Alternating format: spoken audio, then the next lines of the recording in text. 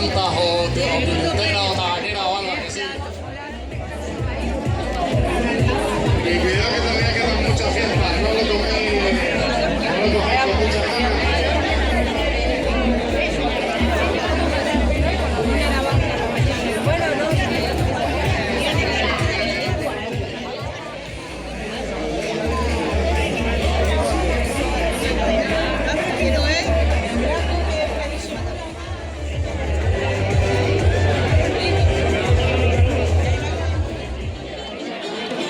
No me empuje, señora, no me empuje.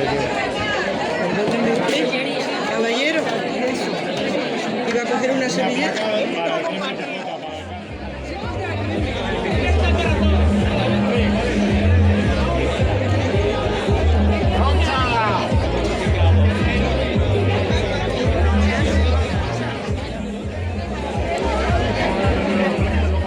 Que hemos querido también introducir y que formara parte de este concurso del tabaco y el pimiento, y os agradecemos a todas las personas que participáis, igualmente a los miembros del jurado que se prestan a calificar pues estos platos, ¿no?, que nos han traído hasta aquí. Cocina con pimientos es para el plato de magro con pimientos fritos de Marilú Toribio Rey. Entrega Valentina.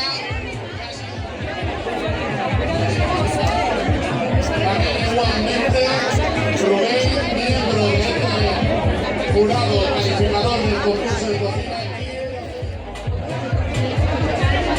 Nos habéis sacado las fotos y todo eso, que queden para el recuerdo. El segundo premio de este concurso de cocina con pimientos es para el plato de las orejas con tomate. Y la persona que ha cocinado este plato del segundo premio es María Ángeles